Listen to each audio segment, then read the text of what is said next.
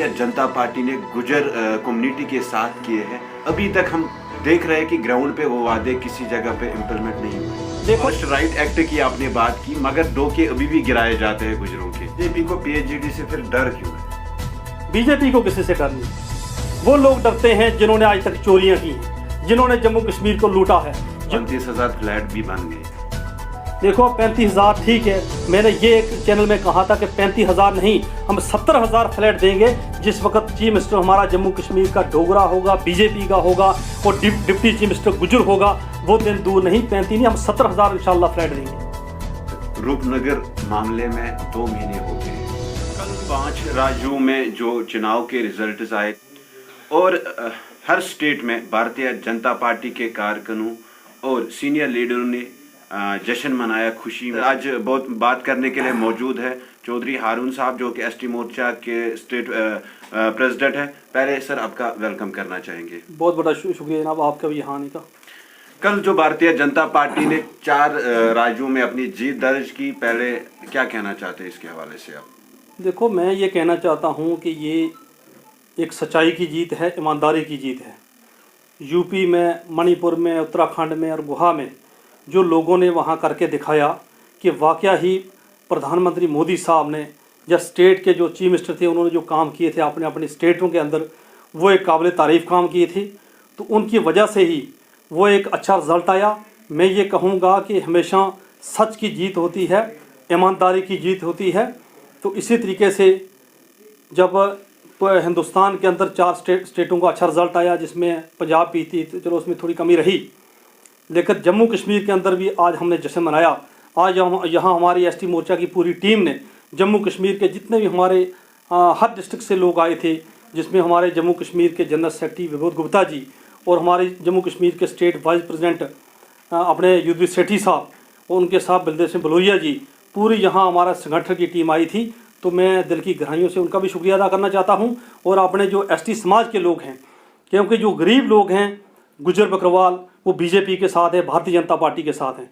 लेकिन कुछ लोग हैं जो चापलूसी करने वाले हैं जम्मू कश्मीर के अंदर, चाहे वो नेशनल कॉन्फ्रेंस में हो, चाहे वो कांग्रेस में हो, चाहे वो पीडीपी में हो, उन लोगों को बड़ी तकलीफ है।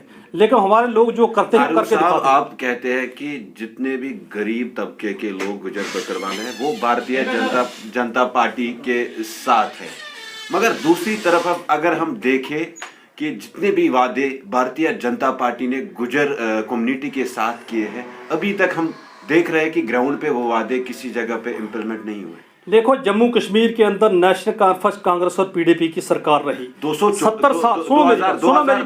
सुनिए मेरी बात, 70 साल इनका राज रहा। इन्होंने हमारी कम्युनिटी को हमेशा यूज़ किया, हमेशा इस्तेमाल किया, हमेशा लूटा। लेकिन पहली बार ऐसा हुआ इतिहास में कि जम्मू कश्मीर के अंदर जो 38 सीटें डीडीसी के लिए रिजर्व की, पॉलिटिकल रिजर्वेशन दी, चाहे वीडीसी हो चाहे डीडीसी हो, वो तो बीजेपी ने दी ना। उसके बाद 3 डिस्ट्रिक्ट रिजर्व किए, वो तो बीजेपी ने किया चेयरमैन के लिए। आज फॉरेस्ट राइट एक्ट दिया, बीजेपी ने दिया। जम्मू कश्मीर के अंदर 9 सीटें एमएलए के लिए रिजर्व की, बीजेपी ने की।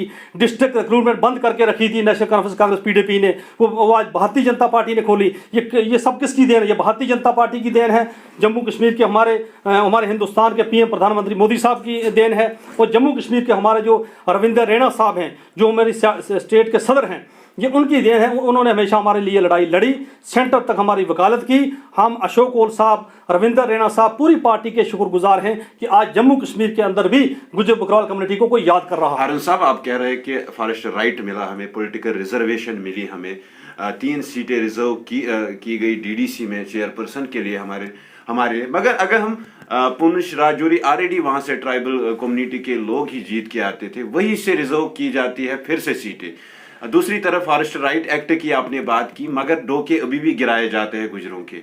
इंसाफ अभी भी नहीं मिल रहा है गुजरों को, वो भी भारतीय जनता पार्टी 2014 से अभी तक सत्ता में। इस पे क्या? देखो, जीत के आते थे, इसमें कोई शक नहीं, जीत के आते थे, लेकिन कंपटीशन होता था, मुकाबला होता था। आज देखिए, अगर मेंढर है, सुरनकोट है, या दराल है, या रजौरी है, ओनली एसटी खड़ा होगा ना, एसटी के लोग जीतेंगे। पहले ये होता था कि उनके मुकाबले में दूसरे लोग भी आ जाते थे। तो अच्छा काम किया, जो सीटें रिजर्व हुई, हमारे जो गरीब गुजर बकरवाल लोग हैं, गरीब लोग हैं, वो बीजेपी पर खुश हैं।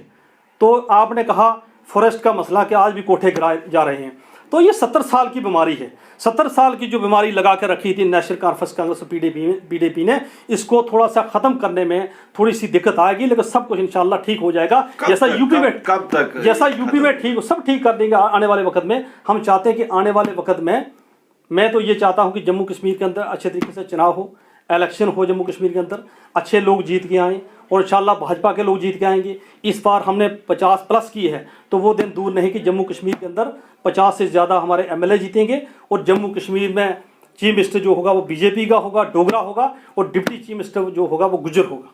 बीजेपी को पीएचडी से फिर डर क्यों है? बीजेपी को किसी से डर नहीं है।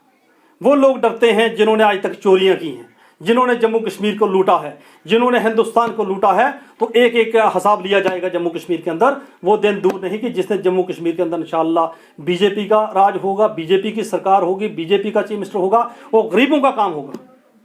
सर, फिर रविंदर रैना ने हाल ही में एक रैली में वाइट पेपर का जिक्र किया था, वो क्या है? फिर रविंदर रैना कहीं ना कहीं बात से तो मुखर रहे। देखो, वो बात करिए रविंदर रैना से, चाहे व्हाइट पेपर हो चाहे ब्लैक पेपर हो, मैं उसमें नहीं जाऊंगा क्या है क्या नहीं।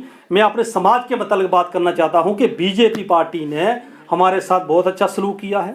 हम बीजेपी के शुक्रगुजार हैं, भारतीय जनता पार्टी के शुक्रगुजार हैं। जब से हमने बीजेपी पार्टी में अपना कदम रखा है, हम अपने समाज को जोड़ा है, तब से लेकर आज जम्मू कश्मीर में गुज्जर बकरवाल समाज के लिए बहुत ही अच्छा काम किया है। 35,000 फ्लैट भी बन गए। देखो, 35,000 ठीक है, मैंने ये एक चैनल में कहा था कि 35,000 नहीं, हम 70,000 फ्लैट देंगे। जिस वक्त चीफ मिनिस्टर हमारा जम्मू कश्मीर का डोगरा होगा, बीजेपी का होगा और डिप्टी चीफ मिनिस्टर गुज्जर होगा, वो दिन दूर नहीं, 35 नहीं, हम 70,000 इंशाल्लाह फ्लैट देंगे। रूपनगर मामले में 2 महीने हो गए, अभी भी उन लोगों को इंसाफ। देखो, रूपनगर के मसले में आपने बड़ा अच्छा सवाल पूछा। हमारे कुछ लोगों को बड़ी तकलीफें हैं। पहली बार जब मैंने न्यूज़ शेयर इंडिया डैंग वाले से जब मैंने इंटरव्यू किया, मैंने दिल्ली से फ़ोन करवा के पंके मगोत्रा के साथ में मिला जाके, उन्होंने कहा कि इसका क्या हल है। मैंने बोला कि यहाँ 15-20 जो घर हैं उनको नहीं उखाड़ना, नहीं तोड़ना, प्लस उनके साथ में उनको जगह भी देनी है, और वो सब एग्री हो गए थे। और जो 127 लोग बाकी अलाटी हैं उनको भी दिया जाए। लेकिन कुछ लोग आ गए, पीडीपी, नेशनल कॉन्फ्रेंस और कांग्रेस के सियासतदान, जिन्होंने उस जगह पर नजर रखी थी कि हमें भी कुछ ना कुछ प्लाट मिलने चाहिए, लेकिन वो उनको नहीं मिले। आज हमारा गुज्जर समाज खुश है, वो उनको जगह मिल गई, वो बेचारे बैठे हैं। और 127 जो लोग दूसरे अलाटी हैं उनको भी वो रकबा मिल गया। जो बड़ी बड़ी बातें करते थे 2-4 कि हारून चौधरी है कौन बयान देने वाला बीजेपी दफ्तर के अंदर बैठ के, आज उनके मुंह पर तमाचा है। आज उनको पता चल गया कि सच्चाई क्या है, ईमानदारी क्या है। हमने करके दिखाया। 127 वालों को अलाटी उनको भी मिल गया और हमारे लोगों को भी कोई नहीं छेड़ेगा इंशाल्लाह। जो हमने सरकार से भी बात की है और जो जेडीए का वीसी उससे भी बात की है और पार्टी में बात की है, लेकिन कई लोगों को बड़ी तकलीफ है, बड़ी परेशानी है, तो आने वाले वक्त में उनकी परेशानियां सब दूर हो जाएंगी। चलो, बात करने के लिए शुक्रिया। ये थे हमारे साथ चौधरी हारून। इनसे गुफ्तगू की कुछ मुद्दों को लेके बने रहे प्राइम पोस्ट के साथ। दीजिए इजाजत। अल्लाह।